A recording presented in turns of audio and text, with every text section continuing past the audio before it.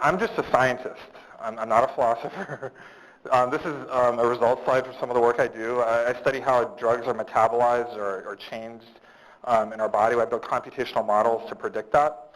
So for example, you can see a whole bunch of drug molecules here, and then a few of them here on the bottom are actually toxic, and our software can actually predict which ones are toxic out of these versus not, and how that actually happens. So that's what I do. Now, I think there's two people in this room. Some people are thinking, wow, this is like totally boring and mundane. And then some of you are like, wow, this is amazing. And I want to know more. I'm kind of like the second one. Like, that's how a lot of science is. It's like mundane to everyone but us. And we spend all of our time just completely wrapped up in this. And I've just kind of found myself in science, and I love it. I really am a scientist. But I'm also a Christian, and so as I think about science, the thing that I've devoted my entire life to, I do kind of wonder how that relates to my faith. And there's this idea that science implies atheism. And so I want to kind of put out one way someone might come to that thought. Richard Dawkins kind of makes this case. Other people do too. And show you kind of what I think about it.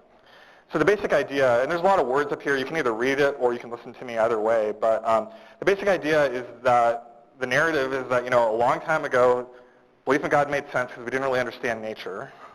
But now we do. Science actually explains everything in nature, so God is now obsolete. We don't really need him anymore to explain things. And so because, science is this amazing thing that we've all figured out and agree upon as a good way to understand things in the world, and it doesn't really see any evidence of God, that kind of means that God doesn't exist. And, that's an interesting thought. A lot of people really believe that. Maybe a lot of people here believe that too. And I can see how someone might think that, but ultimately I'm going to disagree. But before I get into my disagreements and I give a couple of objections to this line of reasoning, I want to talk about the big agreements. I want to agree that nothing in science proves, and I put quotes around that, that a knowable and good God exists. I think any human effort to prove God from nature is misguided and ultimately fails, and I think about that primarily from a scientific view and also my point of view as a Christian. I would point to actual scripture in the Bible that says that that's not even really an effective way to find God.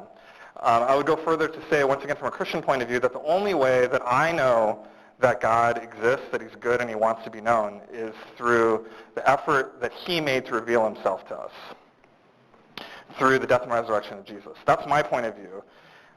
If you want to know more about that, I put a couple of links up here. You can feel free to follow through on that and ask me questions about it later. Even you can check it on your phone and we can talk about it. All right, so let's go back now to this whole argument, though. That's our agreement. I think it's actually pretty substantial. But I think the big problem with this idea that science proves atheism is, first of all, circularity. So science, at its core, has this fundamental assumption that everything is explained by purely natural causes. It's called the rule of methodological naturalism. It basically says when we consider different ways to explain things in the world, we rule out anything that involves something supernatural. There's a whole bunch of reasons for why we do this. The original people who kind of formulated modern science, many of them were actually Christians, and they had theological reasons for doing that. And on a very pragmatic level, it just becomes very challenging to do science if you have this infinitely powerful explanatory force. And if our purpose is to really understand how the world works, it's just not that helpful. But if that's a rule in science, that's like in its fundamental assumptions, it can't really ever tell us anything about God. From before we even look at the evidence, we rule out the idea that God is there. So there's something very circular about that line of reasoning. The next point I would say, too, is that one way to look at science, and I know not every scientist looks at it this way, is that God actually explains why science is successful. Science is a human study of how the world works, and we go out into science expecting to see patterns that make sense of it. And we don't know ahead of time if those patterns are going to exist, but instead we just go to look. And we do that in the faith and the hope that there'll be something out there. Now, the early scientists, many of them were Christians, and they explained that the reason why they had hope for that is because there was a rational God. So they didn't look to science to prove creation. It was rather they saw creation as a reason to believe that science could work. And I think that actually makes sense. In a sense, this is not post hoc argumentation of me in the, the 21st century looking back and saying that's what explains what science works. This is actually was the reasoning for why people even started the whole scientific endeavor in the first place. It was justified from the theological belief that God existed, he was rational, and he created an ordered and intelligible world. So once again, you could say science implies atheism, but another way to look at it is science actually validates that founding assumption that the world is created. Finally, I would say that science does not actually explain everything that's important. Science is very successful at understanding the natural world. I love science in that regard. I'm drawn to it. I see incredible beauty and mystery in it. But science doesn't consider God, and it doesn't consider lots of things that aren't testable. So there's several vast and important domains that aren't really well addressed scientifically. So the distinction between right and wrong, spiritual experience, even just things like art and beauty, and love and altruism, rules for civil society. Now, I'm not trying to say that you can't ask scientific questions about these things, but my impression, usually when we start talking about that, is it starts to feel like we're talking about the shadow of something rather than the reality of it. Most studies in science about altruism are a great example of this. They study something that is similar to the word altruism, but nothing that quite compares to what we see when we see someone like Mother Teresa, someone who has like this incredible self-sacrificing love. I mean, it's something that really transcends the scientific description. I'm not trying to say that science is false in these statements, but there's something that really feels profoundly incomplete about it. It's almost like it's talking and analyzing the shadow of something that isn't the actual reality of that thing. The shadow is real, but it's not the thing itself, if that makes any sense. So then that kind of gets to, if I don't see evidence in science or in nature that clearly points to God, I think you can interpret God as nature as a product of creation or as something that runs independent of a creator. It's not really clear. Then why would I believe in God? And I think the reason for me is that I believe that no human effort could ever bring me to a transcendent God. The only way I could ever encounter God is if he chose to reveal himself to us. And maybe if God existed, he wouldn't, and I would just never know. But when I look at the history of our world, the world that we all share, I see evidence that God reached out and made himself known to us in the person of Jesus Christ. And he proved that Jesus was actually from God by raising him from the dead after 3 days. And I think it's only through this intentional act of God that I have any hope of knowing that God exists and that he is good and that he wants to be known. Now, I don't know that just because I accept the authority of the Bible and therefore I believe what it tells me. I think there's actually evidence in this world that seems to point to the truth of that. If we're going to talk about that, I'm sure, but for those of you that are curious, I'd point to 2 books. One was More Than a Carpenter, which is a book that I read when I was in junior high, which really kind of helped me kind of figure out, well, is there anything beyond just what my parents taught me, just what my personal experience is, beyond just an idea that's beautiful, that makes sense about this? And I really encountered an explanation of who Jesus was in history that made sense to me there. The other book I'd really point to is The Language of God by Francis Collins. Francis Collins is the head of the NIH. He's a really well-known scientist. He's a Christian, too. He was an atheist during graduate school until he had a change in course in his life, which I can talk about later, too, if you're curious, where he encountered Jesus. And he talks about the reasons why he came to believe that the death and resurrection of Jesus is real. So with that, this is my final slide. I do want to point you to some more information. So first of all, I'm going to be putting the slides for this and all that sort of stuff up on that blog. If you follow me on Twitter, I'll let you know when it comes up. And there'll be more coming over this next month. I'm going to do a couple more Veritas forms over the next couple months. And also, I think because of my position, too, it puts me in a different place than a lot of Christians. A lot of Christians are really intent on proving that God exists in nature. I don't really know if that's possible from what I read in Scripture. And so I'm kind of thinking about this notion of creation pacifism, this idea that we don't really need to really engage in the creation wars. So if you want to know more about that, that's another place you can engage. So that's my thoughts, and I'd love to hear what Soazig has to say, and we'll go from there. Thank you for coming. Thank you to the organizers for putting this together. They've been working hard, obviously, given how full this room is. So thank you very much. All right, so I was asked to talk about my research, my background, and my worldview. And then I was asked to specifically address the question that serves as a title for this event. So that's what I'm going to do. All right, so who am I? As far as my professional life is concerned, I'm a philosopher of science. That means that I spend my time thinking about how science works. I worked for a long time on the conceptual foundations of quantum physics. This is a nice cat, right? You've heard about that cat.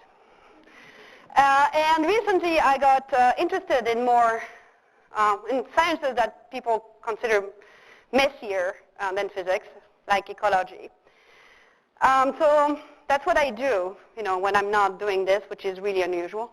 I am in front of my computer with my door closed, and in my books and equations, and I try to figure out what science is, how it works, and why it works well.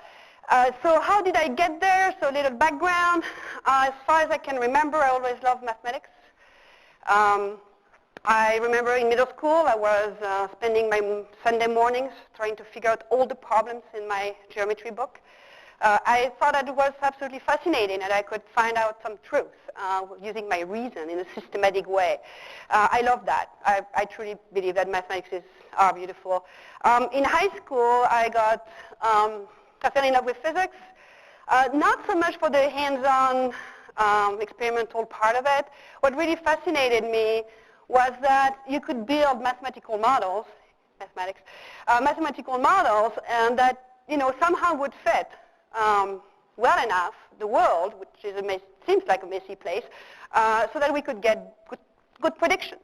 So this is the growth of a snail is logarithmic growth. So that's one of the things that I thought was absolutely amazing. Okay, so after that, what is the undergrad looking like? It's a little bit of a mess. So long story short, I started as a math and physics major. And then I discovered the humanities and philosophy. So I went to philosophy. And then I got lucky to discovered philosophy of science, which allows you to precisely take a step back from science, not do the scientific work, but actually thinking at the meta level about what science is. So that's basically the background. I fell in love with philosophy because philosophy gives you the most comprehensive and effective tools to address some of the most fundamental questions there are in the world. What exists? How do we know? And what should we do? I thought it was pretty cool to do that and have systematic ways to think about those questions. And I fell in love with philosophy of science because precisely it gave me a chance to finally address that question that none of my physics professors really wanted to address, which is that, how come that it works? How come that we can build mathematical models of the world and that it fits well enough that we can make good predictions? How come that it's successful? And how come that we believe scientists more than other random people? For many things. Okay, so that's the background. Now the worldview, given the background, you can imagine I'm a science enthusiast. I'm not going to hear from me that science is not worth doing. I love it. I'm also an atheist. I didn't speak much about it, but I happen to be an atheist. Pretty convinced one too. It would take a lot to change that, I believe. And I was saying it's kind of funny because I teach that class, Intro to Modern Philosophy, in which I try not to say what I believe, but we go over a lot of proof of the existence of God that were developed by philosophers, and I try to teach them as convincingly as possible. But so there you go. I don't buy into any of them. I know some of you have been wondering. No. Anyway, but I am a philosopher, mostly. If you ask me what my worldview is, I'm a philosopher, which means that, I advocate a healthy dose of skepticism in about almost everything. And I I try to keep an open mind. I've changed my beliefs about many things in the course of my life. And how did that happen? Well, I strive to listen to what other people have to do, and then I try my best to let my beliefs go where the conceptual and the empirical evidence go. I don't try to have preconceptions. I try to look into the reasons that are behind our beliefs. So that's for the worldview. All right, so now the specific questions that science point to atheism. Josh and I are going to agree largely, and the answer is no. So you can go home. Sorry. Now there's way more to say, right? So first off, I have to say, obviously you've noticed I'm not a native, right? You've heard that accent. So I'm coming from Europe, from France, and I have to say, to me, it's been quite surprising to see how much debate there is about this, because I grew up in a place where there is no question. It's not even an issue that science and religion could be in conflict or not going along together. So, you know, as a young student, I spent, you know, countless nights conversing with my friends about, you know, deep metaphysical questions. That's what we do when we're young, right? You have actually that time to do that. And, you know, you drink quite a bit with it, well, whatever. Anyway, so the four people that would come up to stay up late during those nights usually were two philosophers, one atheist, one Catholic, and two physicists, one atheist, one Catholic. And many times we ask ourselves, you know, why we ask the others, and I asked, and the other atheists asked, well, why are you believing in this thing? Or why are you Catholic of all things? Not a single time, and we did that several times, I promise you. We've been through those conversations several times. Not a single night it came to our mind, crossed our mind to ask to the physicist Catholic, why, how can you, you know, don't you think there's a conflict between your being a scientist and your being a Catholic? Not even once. Like that was not, we talked about a lot of things. We talked about the problem of evil, we talked about benevolence and omnipotence, we talked about free will and predetermination, we talked about all those things. They are fascinating issues, right? But science, no. So that's one thing. And then as Josh has said, well, there are centuries, if you do a little history of science, HPS, right? And there's a class that you can take when you talk about all those guys who invented modern science. At the 200 level, it's double dip, to Janet. Sorry. Introduction to History and Philosophy of Science. Okay, done with this.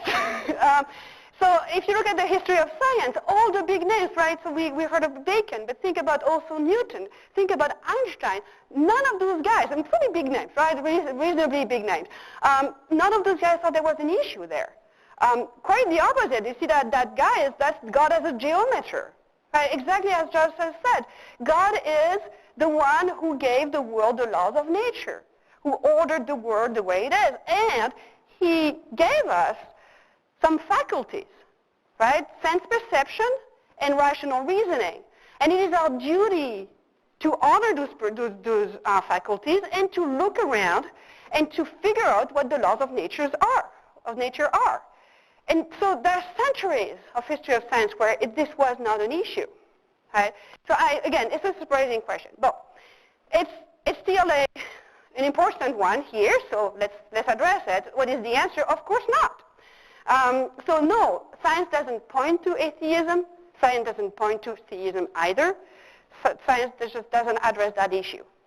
Science is what? You build mathematical models of the inner workings of natural world on the basis of empirical data. So if you're a scientist, you go and you look around and you say, wow, this is really cool. I want to know how this works. So you go and you take some measurement, and with your measurements, you try to build a model that fits the data and aims at representing the real world, right? So that's what you do. And that's great. It's a wonderful, wonderful, absolutely amazing and human endeavor, and we've been very successful at doing it. Now, there are tons of issues that science simply doesn't address. Right? Does science tell you that torturing an infant for pleasure is wrong? No. Does science tell you that freedom is something that we should protect as much as we can? No. Does science tell you that Mozart is one of the greatest composers in the history of humanity? No. So to me, the question of the existence of God is one of those questions that simply fall outside of the domain of science. So it's of course not. So when do we have a clash then? Because obviously some people think we have a clash. And I think that roughly two cases that are very similar, and both of them is an outrage. This is a guy who is going in between the natural world and the metaphysical world. And so it's basically someone who is reaching out too far outside of their legitimate domain. So on one hand, and Josh talked about them, or at least one of them, it was on one of his slides, some scientists put a metaphysical gloss over the scientific theories. That metaphysical gloss is not well founded in the science. And the metaphysical gloss does conflict with some claims that come from religious texts. Okay, so that's one case. And on the other hand, some religious people take their religious text to give us details about the inner workings of nature. And those claims are not necessarily well-founded theologically, and those claims sometimes conflict with some scientific facts that are well-established. So what do we do with those two kinds of claims? I think we do the same thing, we ignore them, because they're not legitimate. They're going out of their legitimate domain, and so that's just, fine with them, but you don't have to listen to them. That's my point. All right, and so here's the conclusion. To take, basically, I'm a science enthusiast. I'm a convinced atheist, but I am not an atheist because I'm a science enthusiast. Those things are completely independent. That's about it. Thank you. My question is that there's a lot of atheists in the United States, and I would even say in England, like Richard Dawkins is from England, who really try and make the strong argument that, evolution really shows that God isn't necessary, and that, maybe he doesn't prove he doesn't exist, but it's just kind of a very obsolete belief. Like, what would you say to them exactly to make your case? Because they really use science as the reason why that other people should become atheists too. And it sounds like you disagree with that, so how would you answer them?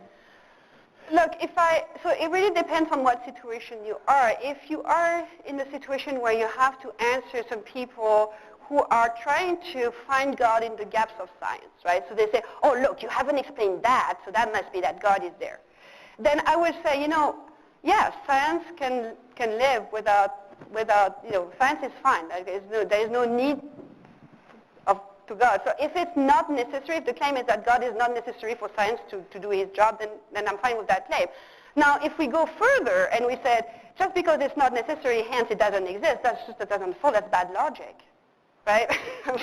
it's just bad logic. It's not necessary for me to have kids, but, it doesn't follow I don't have any. Sorry. So and I would expect like minimal logic to be, a good criteria for a good argument. Yeah, I guess I would agree with that. So a question about for you. So I guess it's Did you? I'm genuinely curious about this. Did you find it difficult to find a way to put your scientific work and your faith together, or was it, or were you always that clear, or what are the kinds of struggles that you've been through? Yeah, that's a great question. So I didn't grow up in Europe. I grew up here in the United States. In the United States, we're really accustomed to this gigantic culture war, of which the creation wars are just part of it. And I was part of that too. I think a really common experience for a lot of students in science, if they have a religious background, is to just really feel all that conflict internally.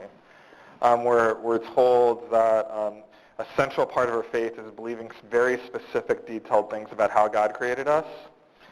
And so that was really a challenge because there was just such a big disconnect between what science taught and what I heard is so central to my faith. One thing that really helped a lot was really reading the Bible and seeing what the core of the Bible is. And there's some really clear statements about what the core of our faith is. It says that the cornerstone is what? Jesus, right? So is it creation? You know, it's funny, like, this is like a simple truth that most Christians kind of almost know. I mean, you've read those verses that Jesus is the cornerstone. You never see anything that points to creation being the cornerstone, yet somehow there's something that's happened in the church that's really confused us. But when I realized that I don't actually have to follow confused Christians, I actually just have to follow, what Jesus tells me in the Bible, it became a lot easier. Yeah. Amen? Thank you. Josh, your talk concluded with statements that sort of raised a question for me, almost spoken. Truly, as a scientist, you suggested at the end, why do you believe in God? Well, it is that the proof was that Jesus was raised from the dead, and that there wasn't just a sort of scriptural testimony to this, but there seemed to be other elements that suggested the truth of that statement as well. And so I'm kind of wondering, I guess, it really does seem like your belief is based on evidence. And I'm wondering sort of how you would describe the sort of status of that evidence relative to other scientific claims for which we look for evidence. And secondly, what's the role, and this would be for both of you, what does the role for faith ultimately play in terms of accepting certain things that are unprovable in your worldviews? Okay, so there's a lot of stuff in there. So there's a couple things that require clarification. First of all, I would start by saying my understanding of faith is not what we generally think about faith. Faith, we kind of think about it as a religion or as unsubstantiated belief. I think a better understanding for me is the notion of trust. Okay. So when I talk about faith, I'm really saying I trust something. Okay, just to be clear, that's how I use it, and you can think about it differently. And then also, when I said not necessarily Scripture, what I'm saying is that I don't have to start with the belief that Scripture is the authoritative truth to use it as evidence. I think that there's actually like ancient manuscripts that I can just treat as not necessarily authoritative, but just evidence that exists in this world. That's like public evidence that everyone agrees exists, that things were said, and that there was testimony made. There's also evidence outside of those scriptures too. For example, something that's outside of the scriptures is that there is something very common across cultures, across gender, across ethnicity, across languages about people from all these different places describing a very real experience with a God. And they connect that to this event that happened 2,000 years ago. Now, I'm not saying that this is definitive, but it does raise a lot of questions. There's very few things in this world that have that gigantic reach.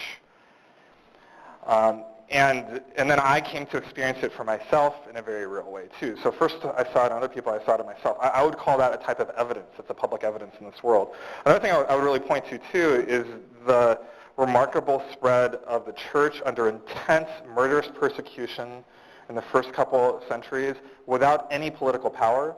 I think that's a really key point. If you look at most major religions, they spread with political power and force, but in the early centuries, the church spread with the murderous persecution of Nero. And it just doesn't make sense historically. Why would that happen if it was built entirely on a lie? There was people alive at that time that really believed they'd seen something, I believe, and that makes me give extra weight to them. Now, not all the apostles died for the faith, but it really seems clear that all of them were willing to die for what they were saying about Jesus. It doesn't have the features that we normally see in conspiracies. It wasn't to promote a human authority, even though often churches do kind of take it and use that authority for themselves. At that time, that's not really what was going on, and I just find that very compelling. I don't really know how to explain all of that, including my experience, and understand that apart from Jesus. And it's not so much that like my confidence like goes up and down on a day-to-day basis as we get more and more evidence. I mean, there's a time in my life I spent a lot of time trying to figure out, does this make sense? Or looking away, well, I think that the evidence isn't definitive, but it leads me to the question, am I going to trust this? And I made a decision to trust it. And in that, I really came to encounter a living God. Yeah, so I guess that in terms of the concept of faith as trust, I was thinking the idea of the sort of grasping of things unseen and accepting them as true. And to a certain extent, you're saying it's not definitive. You do reach that point. And I guess, well, you can respond, but then, Swazi, I guess is there an element of faith in terms of things that you accept to be true that are not scientifically? Absolutely. Yeah. I'm a humanist. I trust that every single human being has something good about it. And not everybody agrees, And I have some evidence in favor of that, and I have there's some pretty strong evidence that there are some truly evil people out there. And you know what? I just want to believe that every single human being has something good about it. And that's my little faith. My faith is not little, but so it's not about God, but it is a similar sense of trust that there is some evidence that we can do amazing things. There's some pretty convincing evidence that we can do amazing things. There's also some very strong evidence that we can be absolutely awful. But yeah, I take that. I take the leap, and I want to trust in human beings, and maybe even more than human beings. But that's outside of this. Not for tonight. I'll stick with human beings. And I'll talk about animals later. So, because one of the questions, that your talk also raised was that one that I was suggested to ask, which is what would it take to change your mind? And Josh was just talking about he sees evidence for this. Is that what it's about? I mean, if science doesn't take you there, is it simply a matter of accumulating observation and experience, and that would ultimately bring you to a place to say, well, I guess they had it right. There is a God. Yeah. So what would it take? So extraordinary claims require extraordinary evidence, right? Because this is an extraordinary claim. We're talking about this omniscient, omnipotent, benevolent. Wow. Being. That's not a small postulation, right? Would a vision work? I would probably question my sanity before I think I may encounter God. Would a miracle seen by a group of people count? Again, there are some good studies about group delusion. So again, I would not buy into that. So I don't know. So let's try to think. What's next? So let's imagine we get a message right here. I'm God. In the next 10 hours, on the hour, the sun is going to disappear. The galaxy is not going to be dismantled. You can measure everything. The sun is disappearing on the clock every hour in the next 10 hours. Okay. So if that happened, and it actually happened, that sun disappears. Nobody's dismantling. How would you know that wasn't just a delusion? Exactly. The trick is that I would postulate first like an alien civilization that was way more advanced technologically than we are, right? Because if you could imagine us without technology, we can make miracles for some people, right? We can make it. Miracles. Okay, so that would not work either. So I'm trying hard. Well, so next, I guess, it would take some miracles because we need the omnipotence. So we need to have some objectively anonymous testimony, witness that something that that really goes, what we take to be the laws of nature, it goes against what we take to be the laws of nature. But then I would say I would have, and I understand it's not a reasonable request to make, but I would have to have a understandable explanation of how this world could be the result of a benevolent design, an omnipotent, omniscient, benevolent design. Like if you can explain to me the problem of evil, and you do miracles, then probably. So we were on a radio show this morning, and we were in the car kind of going back. And I don't know if any of you heard that this morning, but you were mentioning that one of the reasons why you're an atheist is because of the problem of evil. Right.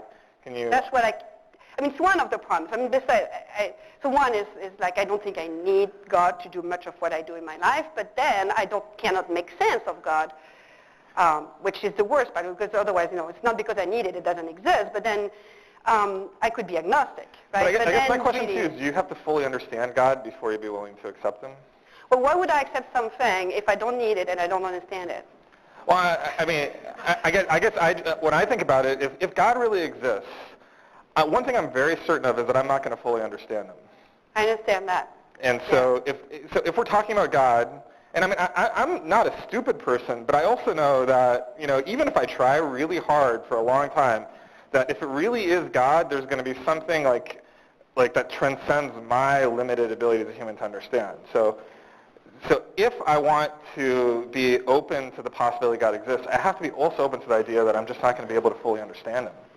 Right, so usually you postulate the existence of unobservable entities or things that we don't have clear evidence for, absolutely clear evidence for, because you have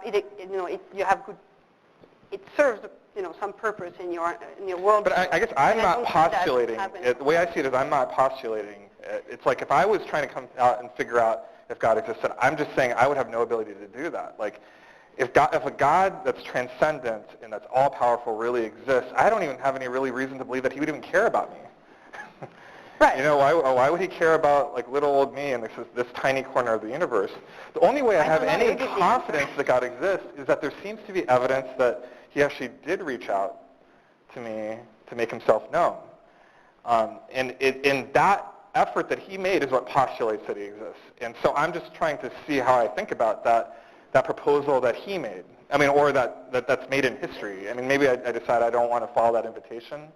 But that's what I'm responding to more than making a personal case. I'm making a response to something I find outside myself, if that makes any sense. Yeah, I understand. So there are two things here. So there is the historical evidence, and then there's the trust that, the way to make sense of that historical evidence is in terms of an omnipotent, omniscient, benevolent God. So the question is, what do we do with that historical evidence, and whether we want to make that step to the trust? And I don't see that this is, to me, the best explanation for that. It takes so much, and it's such a huge thing to suppose or to trust.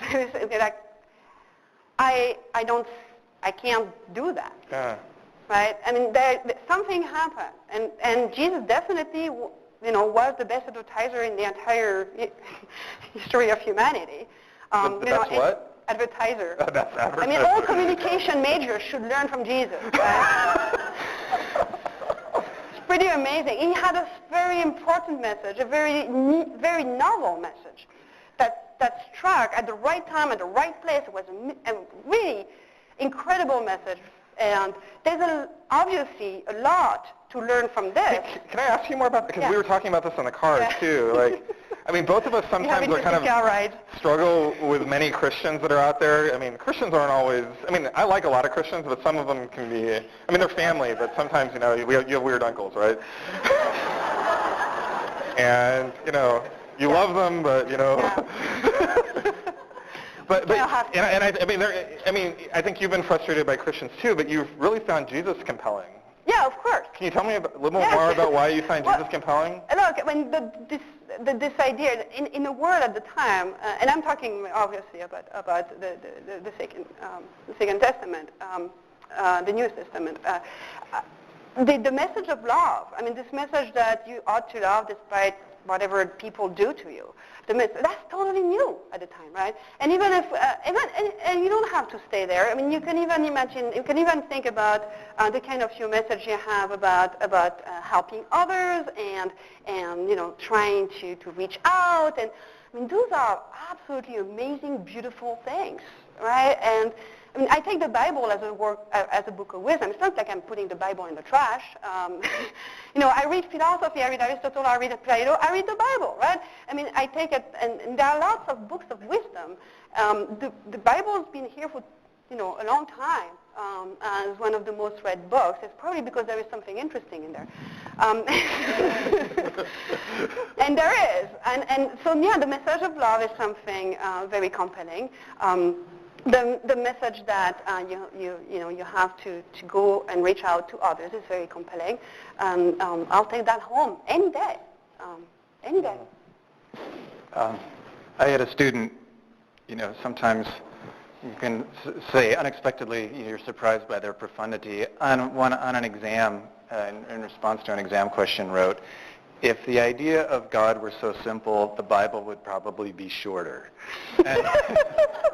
And I guess what your comments sort of raised to me was, it seems to me one of the common stumbling blocks for scientists and for a lot of people in this sort of, in our history of the tradition since the Enlightenment, is that where they stumble in putting it together is the difficulty of science reconciling, not with a sort of God in general, but a particular version of God, which sets up this problem of evil, right?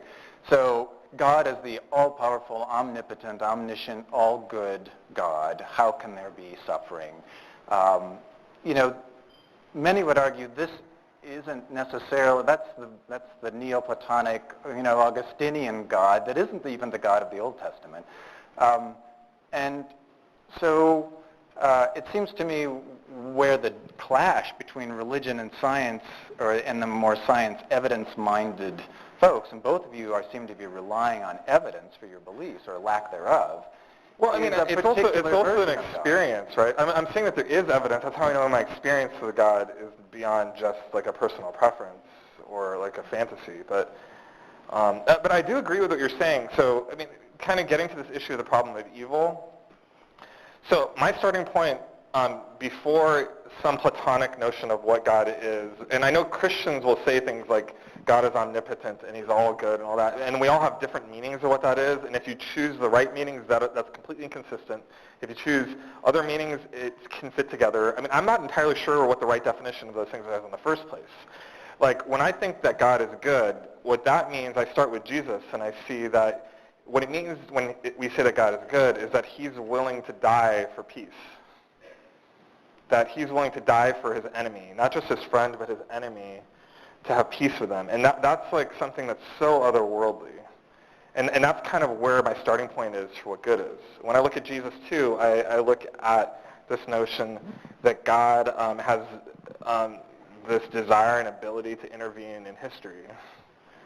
And he does very intentionally for his purposes, but he also isn't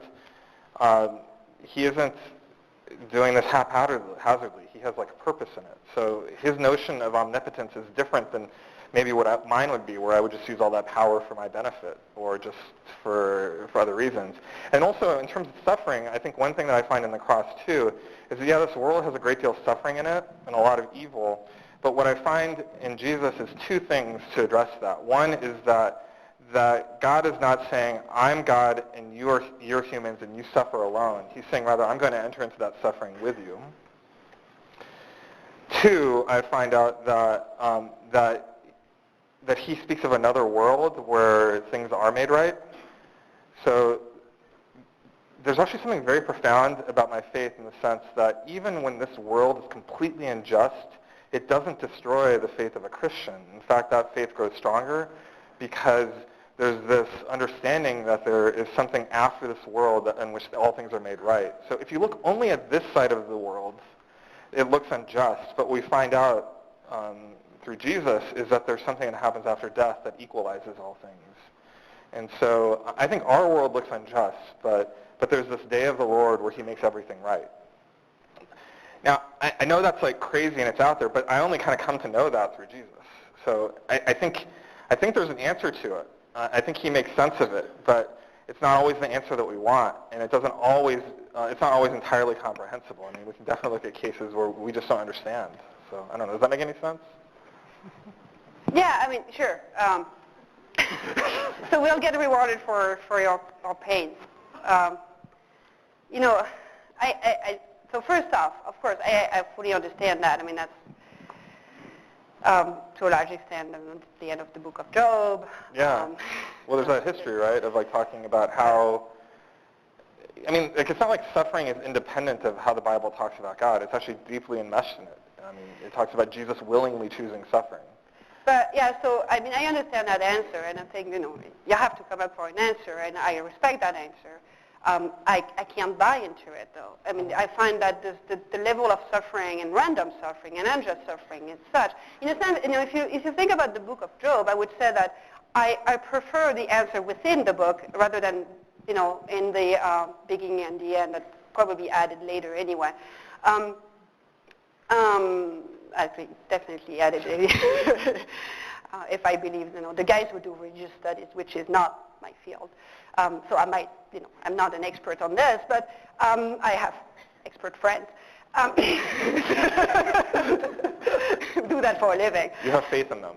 And I actually trust their testimony because, they're experts and, they have PhDs and stuff. All right, if I get to your point, I want to know your point. Anyway, so yeah, I mean, I think that, and to me, the most, if I had to give an answer to the problem, and during this long night, long night conversation that I have, night-long conversations that I have with my friends, I think that to me, rather than the reward, which I find kind of distasteful, they say that. But I didn't say reward. You said yeah, reward. I know. There's another world in which everything are made right. So that it's not punishment and reward. What is it? Well, I didn't say reward. I know you did not, but that's make things right. I don't know what it means, but all right. So I just don't see how we can justify the random suffering of kids. And I don't need to have any example here. Everybody can have their own image of absolutely awful suffering. We don't need any gruesome stuff here. So I just don't see how that can be justified with just saying that there's an afterlife where everything will be made right, whether it's in terms of rewards punishment. Now, the answer that I think is most compelling, if I had to find the best answer I can find for the other person, from what I understood with all those conversations and conversations with other people, because that's an ongoing conversation, is the middle of the book of Job, when it's like, who are you to ask, which is also something that you mentioned, which is like, I'm expecting not to understand everything, right? And I think that's a fair answer, but again, at that point, then I need a compelling reason to believe in this inexplicable, ununderstandable being, and I don't see what work it does for me, and I don't feel compelled to it by anything.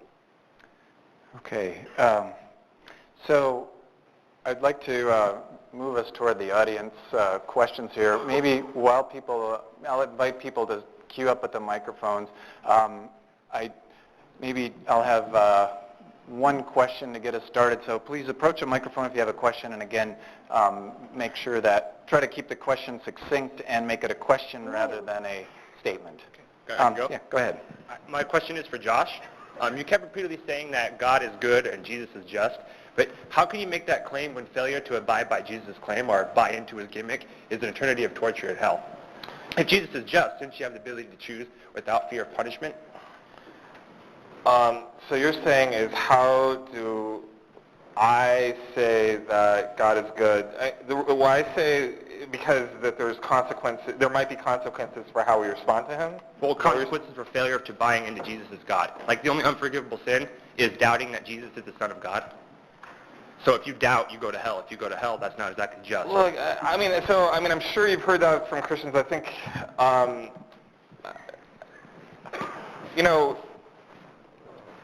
I think it's a little more complicated than that. I think But it's really I think the not. reason why I know God is good is not because I understand all the things about his justice. What I would say it's more that I see a God that's willing to die for the person that's his enemy. So even a person that rejects him, I think God loves that person more than that person deserves. I think God loves me more than I deserve. And he's willing to do everything possible to make a connection to that person and to me. That's all I'm saying. And, beyond that, I mean, I think there's... Is he just in the same sense as when he asked Abraham to murder his own son to prove his love to God? We need to, we've got a Because number Jesus of is people God, here. let's not Yeah, forget. so I'll just say that when I say just, I'm not saying that it's something, I mean, like even the idea of what justice is in our world, there's great disagreement about what that is. So just because there's disagreement about what that justice is doesn't mean it's not just. I think that we have to wonder if, we can even really understand that justice. Anyways, go on to the next person. Yeah, we'll just alternate back and forth. And again, I know these are huge questions, and we've had a wide-ranging discussion, but we'll try to keep it to the science, theism, atheism question. So next. Great. Okay. So my question is also for Josh. I understand you feel that science is, in a sense, studying a shadow and just inherently can't find God since it's considering the options outside of that, correct? Yeah, I would even say that a large proportion of philosophers of science agree with me on that. Great. Okay. So just with that established, and that science can't really explain the beautiful and ordered nature of the universe, so I'm just curious why this points to Christianity specifically as opposed to all the other explanations of the universe out there, such as Judaism, Buddhism, Sure. Hinduism.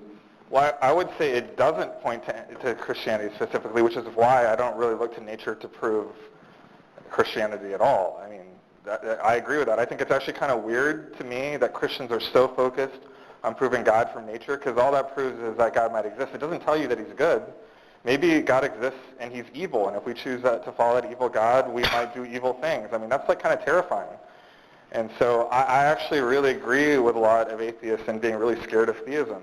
I mean, I think it's only Jesus that gives me confidence, like in that there's a God out there that exists that's truly good, that's willing to die for peace, and that's not going to lead me to war.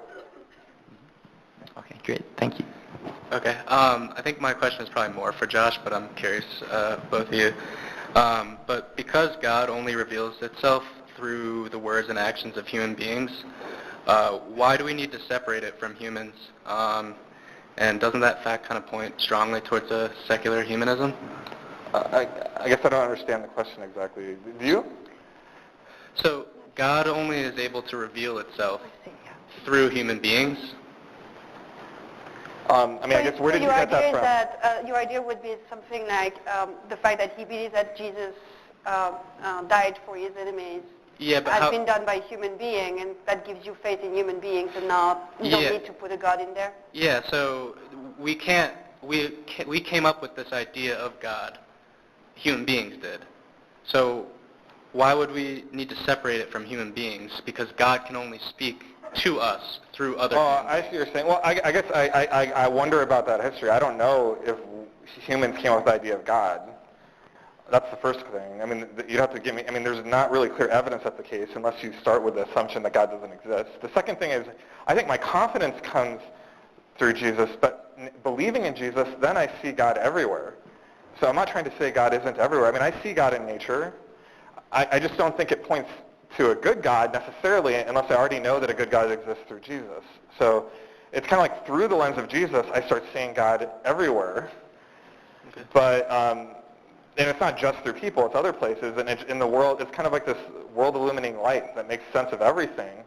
But it's not those, even though I see God clearly in nature, that's not how I know that God exists, if that makes any sense. Okay, thank you. Thanks. My question's for Dr. Le Bihan? Yeah. Le Bihan, close enough? That's Sorry. very close. Thank you Yeah. for worrying about it.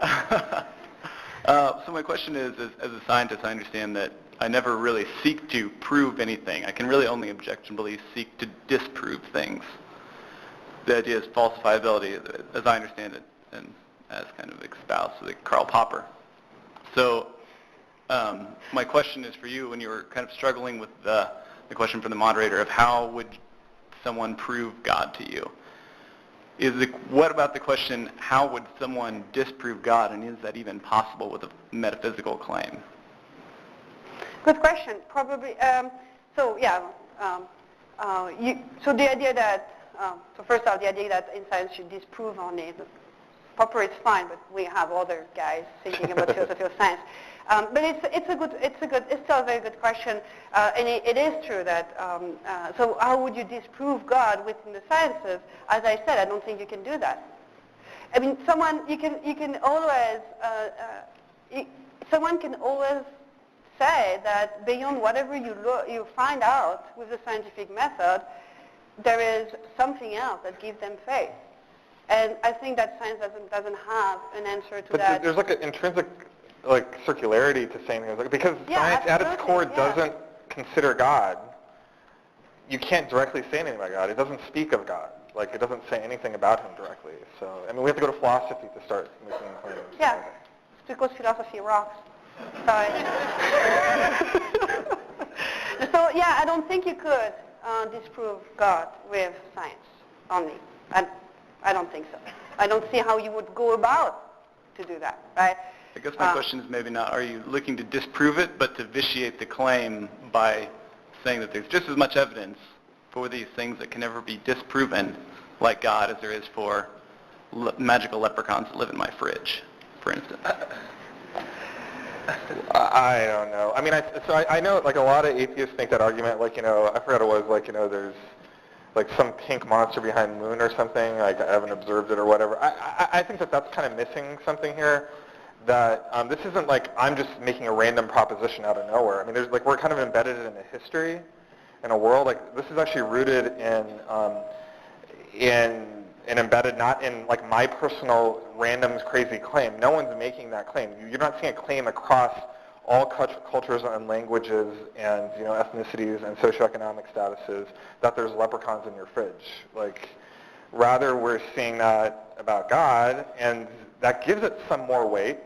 And then moreover, as a Christian, I point to the evidence of Jesus, and that's once again something in the public evidence of history. Now, I mean, you can choose to not believe that. I mean, that's an entirely valid position. But it's also entirely valid to look at that and accept that invitation to belief. I mean, I think there's much more evidence for God than there is for leprechauns in your fridge. Next question. Thank you. Or did you have a... No, I'm... Okay. This is a question for Josh.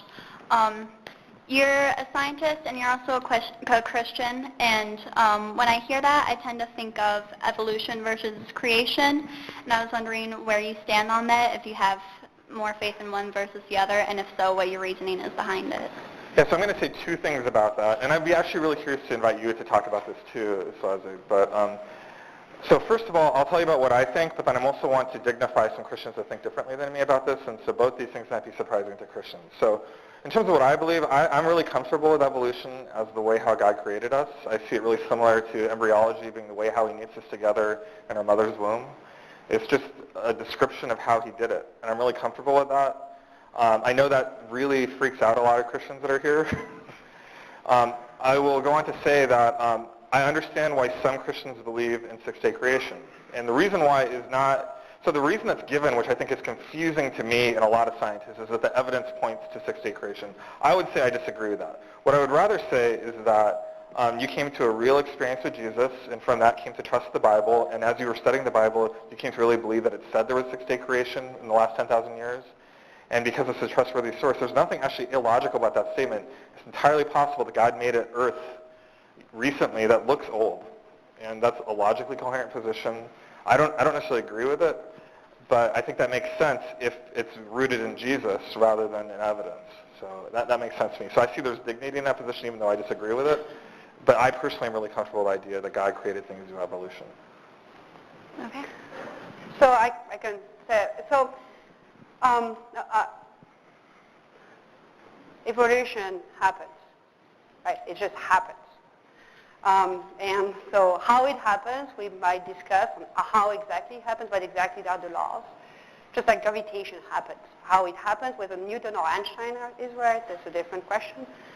But evolution happens, just like gravitation happens. Now, My take on this is if the Bible was supposed to be a physics or biology manual, I think God would have done a better job. I would have quantum field theory in there. Maybe we could have quantum gravity, finally, right? It would be in there. Maybe it's there, we just don't know the notation. So the Bible is not a good science manual. It doesn't pass the consistency test. Right? It is inconsistent. Right? So how long is the flood? Like 40 days, 7 days, 600 days, 10 months? It's all on there. You can go and read the Genesis tonight. You'll find all of those numbers. So the creation, we have two stories of creation in Genesis, right? That are inconsistent. So what do you do with that? Do you say, this is just a bunch of crap, I'm just not reading this anymore? No, you don't say that because, again, I have a high respect for books, especially ancient books. I think they're really cool. And and if they stay long enough, there's probably there's something in there. So the way I see it is that the Bible does not, even if it is, there's a lot of God stuff in there. Now, there's an actual God. And there's revelation in the Bible. It's not about biology and physics. That's our job, right? That's our work. He didn't do the work for us.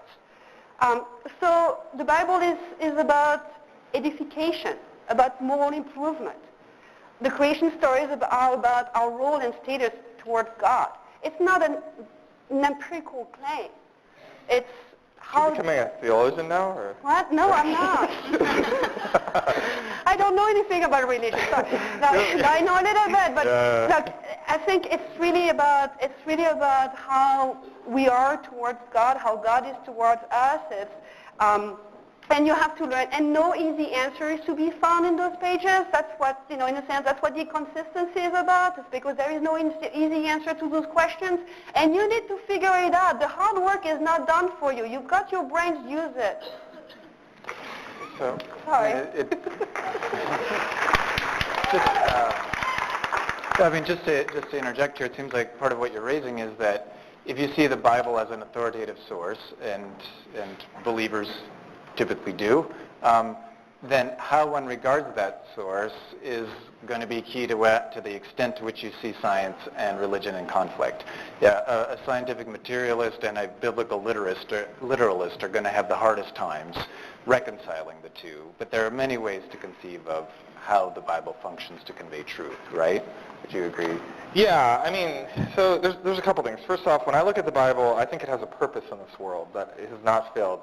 And I can look at the Bible to read it to find out what its purpose is. And its purpose, that the Bible tells me its purpose is, to bring me to correct knowledge of who Jesus is. And I think it does not fail in that. And I know this is a little bit controversial, but let me just put this out there. I think that one of the great tragedies right now in science for Christians is that in science, Christianity is only known for being opposed to evolution. And I want to ask the audience, I want to ask you, what is more compelling, and especially for those of you that aren't Christian, what's more compelling about our faith? Is it anti-evolutionism or is it Jesus? How many of you think it's anti-evolutionism? That's like super compelling about the Christian faith. How many think if there's anything that's interesting about the Christian faith, it might be Jesus? All right, so that's the tragedy. Yeah.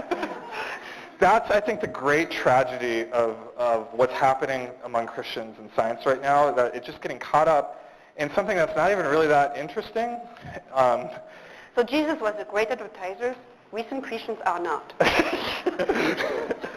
Yeah, and maybe, I understand why a lot of Christians reject evolution, but let me just say the best reason to reject evolution is because you trust the Bible, because you trust Jesus. That's the only rational way I can see to reject evolution. I think a lot of the arguments about science really, I don't really find that compelling. I don't really know any of my colleagues that find them compelling that are non-Christians, and so it's just, if you really care about convincing people not to believe in evolution, you should probably start with Jesus. Okay, I'm told we have about 10 minutes left, and I know the lines are long, so I'm not promising those towards the back will be able to get your questions at least on from the microphone. Anyway, we'll do the best we can, so just try to be succinct answers, and we'll try to move through as we can. So I think next over here. Ma'am, you called yourself a convinced atheist. If scientific evidence cannot convince one way or another, what convinced you? Random suffering. Random suffering, is what she said. Yeah. Unjust suffering. Kids dying 0 to 5 every 5 seconds, one kid every 5 seconds in Africa from lack of food, clean water, or basic medication. We can start counting now. Every 5 seconds. Thank you. That was succinct enough? Okay, that was perfect. Yes. I'll try to adjust my question based on the answers you gave, but I just want to prime my question first by acknowledging the context in which we live in today, and by saying the last 15 years has been full of a very turbulent social episode and has incubated lots of hate and reasons for that. And science nor religion has seemed to do much to alleviate those symptoms. I'm just wondering, for you, Josh, or both of you, although you both seem to have concluded that science and religion offer their strengths in the respective dimensions, I'm curious as to some examples of any major positive social, scientific, or otherwise unifying progress that is a direct result from the efforts of the modern Christian body. Good question. That's a big question. Do you want to start with it, or maybe you don't have any thoughts? So recent, you said, right? Yeah, so hopefully last 20 years. Not 2,000 years ago. That doesn't count. Does it count as recent no. or not? Preferably not. No. Well, it's a tough question for me because so I think that there is a distinction between churches, institutions, right? And the message of Jesus or the message of Christianity. And religious institutions are run by men. Actually, I was thinking men, women, but no, mostly men. Except in few exceptions. And men are what they are, right? Especially men, not women. Maybe women would actually be better in that role. So, not saying anything here. I mean, don't get me too far on this. So institutions have not been that amazing at bringing up some great amount of wonderful things. But there are lots. Well, I guess my answer would be that the institution of the church hasn't been very good as an institution as bringing good in the world. But I do believe that there are lots of people who are inspired by religion, individuals that are inspired by religion and do good things due to that inspiration. So I would say that it's actually more complicated than that. So I would say that I can't say very much good about Christian involvement in politics. And I think one of the really positive things that's happened over the last 15 years is that Christians have become much more disillusioned about their role in politics and looking to other places for influence. And there's something that's interesting about how Christians think about influence in the world. They do actually quite a lot of good, but they don't tend to advertise themselves very well about it. I think that's actually some of the stuff that's been most compelling about the Christian faith for me is just how commonplace immense personal sacrifice for other people is, but you don't see it in the afternoon news. You don't see, I mean, if you think Christianity is Ted Cruz, I just really am really sad for you. I just want you to know that I really struggle to love him as a brother in Christ. We have a kind of a wonderful Pope right now. Yeah, I would agree with that entirely. Who just actually did something political, right? Saying that only building walls is not Christian. That's a big move. Those are big moves, and he's making big moves. So I'll try to describe something that happened today. So Soazig didn't know most of the people organizing the event. I think she took a major risk in actually meeting and hanging out with a ton of Christians, right? So thank you for doing that. That deserves like an applause, right? So thank you for doing that. And I remember, I mean, we were kind of talking before. I think you were genuinely surprised at how nice some of these Christians were. I assumed when I got that first email, I assumed that it would be very aggressive and trying to knock me down. Yeah, and I think you found that these are people that respect you even though you're different. Yeah. And I would say that if you really want to see firsthand what Christianity can do, what can... My best friend happens to be an evangelist. Yeah, well, I would just encourage you to talk to some of the Christians here and to ask them, hey, what's going on here that I can come take a part of to find out what really Christianity is about? Like, how are you guys serving the poor? How are you guys laying down your rights for other people? How are you guys pursuing peace? And I'll tell you that there's this hidden movement. It's silent. It's not drawing attention to itself. It's not out there to get favor from you or anyone. It's really just seeking favor from the Lord and really truly pursuing peace in this world. And that's the hidden silent church that you do not really see play out in politics at all, and that's how most of us encounter Christianity. But this hidden church is truly compelling. I mean, it's something that is beautiful, and it's some of the most significant things I've seen happen ever. Thank you. Thank you. Next question. Do we need something more than science to talk about or explain or do ethics? And if so, what else is there? What's missing? Well, you know the answer. To the philosophy student. You've got a master in that discipline. I would answer philosophy. Yeah, philosophy is a way to investigate, to systematically investigate the things that we're trying to understand about ethics and morality. And it does a pretty good job at it. Well, I would say that philosophy is the best we have, but it falls very short when it comes to the real problems of this world. Like, for example, ISIS in the Middle East. Like, when we think about how people just take a hold of things that are deeply immoral and pursue all of the energy towards them, philosophy doesn't help us, I think, address that.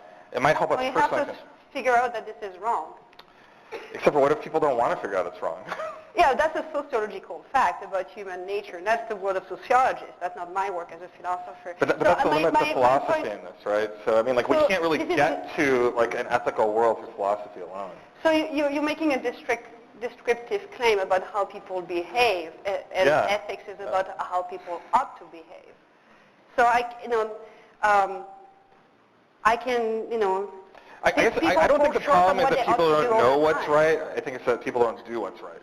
Sure, but just like Christians don't do what is Christian. Sure. Right? So, but that doesn't mean that being Christian doesn't mean anything, or that what you ought to do as a Christian doesn't mean anything.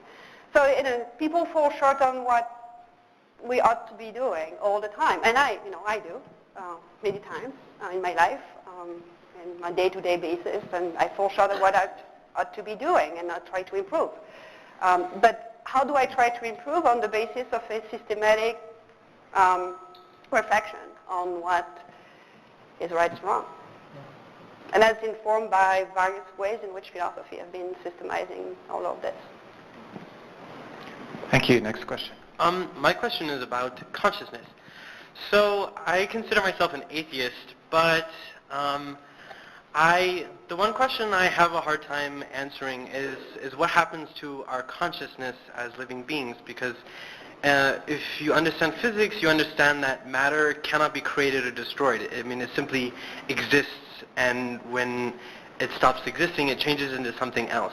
So what happens to, our consciousness when we die? I mean, humans, we become, sometimes we become like in a vegetative state, and we're declared totally brain dead. There's no brain waves. We're just a heart that just beats, and there's no mind. But sometimes people wake up and they have all these stories to tell, and they have this profound sense of spirituality and connection to like a higher power, and all these civilizations that were not intricately connected all have this sense of an afterlife, and a sense that, when they die, they'll enter this realm where they'll see all who they've lost. I mean, how does atheism, how does science explain something so profound as consciousness? I mean, does it simply disappear, or does it transcend into something else? Is that a question for me? No, that's a question for you. Well, thanks. It's an excellent question.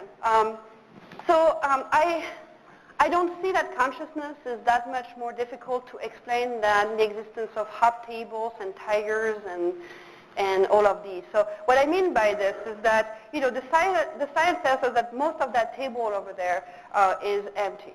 Right. It's very few particles and largely empty. And still we talk about that table as being hard. And we do that all the time. That is, we use terms to talk about things at different levels because it's useful for us to talk at different levels. And to talk about this at different levels. So, to give you another example, people could say, we are all a bunch of particles, right? Which is true, right? We are all a bunch of particles that are governed by certain laws of fundamental physics. Now, should we explain everything that happens in this room and why all those particles are here tonight? Because, a bunch of there's a certain momentum, which could be an explanation in principle that you could give. All those particles have certain momentum, and it so happened that the forces played in a certain way that those particles ended up in this room. Well, a more useful and more interesting way to speak is that people actually came here. Those are people, not particles, and they come here because there is a meeting, and they wanted to go to the meeting. So that's what philosophers call emergence and supervenient properties, basically. And those terms won't mean a lot to many. So you're getting at the point that maybe consciousness is just an emergent property. Yeah. But I guess as a Christian, I hear all this, and I find it remarkable that as an atheist you ask that question about what happens when you die. I find that remarkable. And I think... you become flowers. That's what I told my niece. And this isn't all to say you're being consistent or what have you. And as a Christian, and this isn't a proof, this isn't an argument, I'm just saying as a Christian, I understand that as like the fingerprint of God in your heart, giving you a pointer that there might be something beyond what you're experiencing here. That you know is true even though you can't substantiate it. And I would just say follow that tug and be a seeker and you'll find God. That's what I understand. I understand you don't see it that way, but for me, it's just, I think this, and you're not unique, I think it's just, it takes effort not to believe in God. There's just so much that pulls us to Him.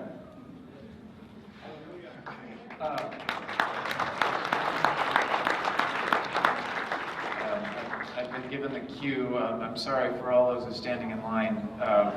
We are down to the last question before some closing statements. For those of you who have been standing and waiting, thank you.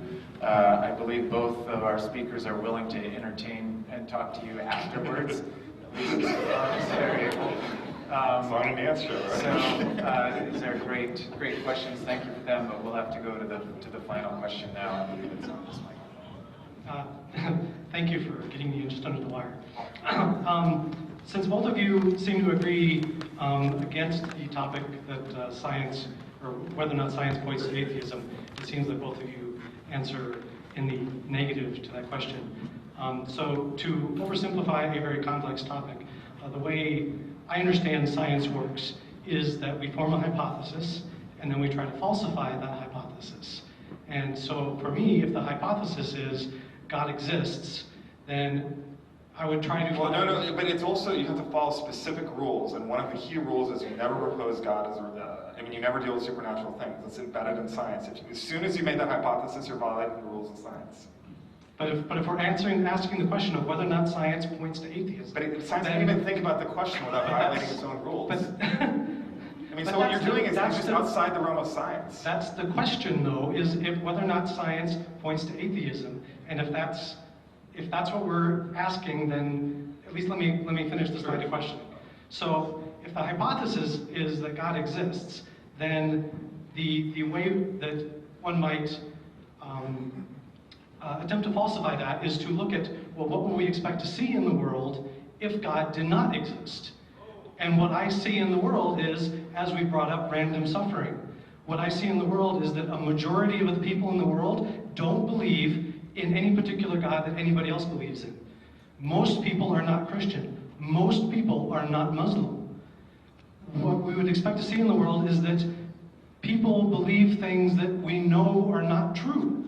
I mean, based on what we know of psychology and biology and physics, it seems to me that the overwhelming evidence points against there being an omnipotent, omnipresent, omnibenevolent God. Well, I would just say there's just so many logical flaws in this, what you're saying. Because just because God exists doesn't mean that we can reliably know. But isn't that an argument from ignorance? I mean, if you're going to bring up logical fallacies... I think there's just a lot of assumptions about... I mean, you're disproving a particular type of God. But there's no guarantee that God is that God. And I would say that the God that I know is nothing like the God you're describing. So sure, you've disproven a God that I agree doesn't exist. And so, we can go on from there and now talk about the God that I think exists, but that God is actually pretty consistent with a lot of these things. With random suffering and... Yeah, it is. He is. And actually, and one thing you mentioned was that you found to be very compelling was that like the prophets were willing to die for their God. Isn't that what the 9/11 terrorists were willing to do? And isn't that a kind of disgusting... Sure. So just to be clear, I'm not saying that religion is a uniform source of good. I mean, by the way, I'm kind of going on. No. But let's to be fair to everybody. So we can talk afterwards. I'm happy to. You can converse later if you like. Yeah. Sorry about that. But no, if you had, did you want to finish your thought? I didn't mean to cut you off too. Yeah, I mean, I would just say, I get that that God can seem. I mean, like a lot of the stuff. I mean, I get where you're coming from. Like we want to only believe things that we fully understand. But if God really exists, I guarantee you we do not fully understand him. And I would point to all the things that he pointed to as strong evidence that we do not fully understand him. And one way to look at that is that, well, because I don't fully understand him, I'm just not going to believe it. But I guess I have a different position than myself. I just think there's things that exist in this world that I don't understand. And I'm willing to trust what I've seen about Jesus, even though I don't fully understand it. Okay, thank you for your questions.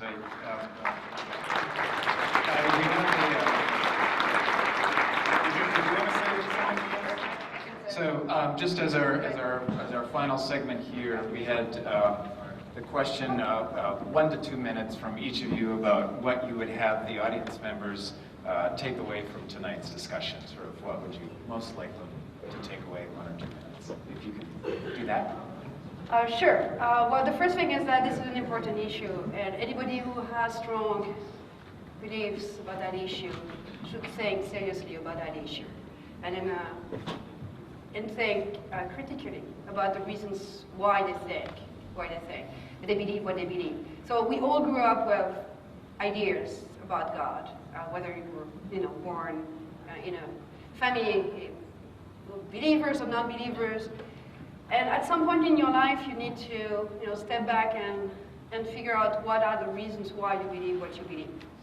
Have a critical look at them, and figure out your own way to approach those questions. And that doesn't have to be through dogmatism or relativism. Take the smart way, which is the hard way, which is the way in which you struggle a bit. That's it.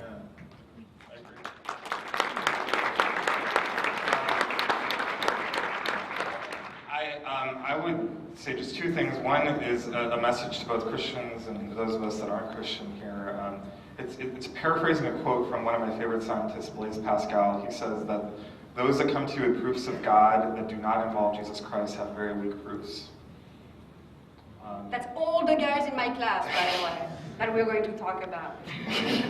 And Pascal, cosmological argument, and ontological argument, and blah blah argument, and blah blah. I mean, I'm not saying that they're wrong, but they're weak proofs without Jesus. I mean, I think Jesus is the only way. The second thing is that if there's anything that piques your interest, I would just say, pursue it. And the Christian way of saying what Soazig just mentioned is, go seek the truth. Go see where it leads, and you might find really beautiful things in that journey. Know yourself and dare to know.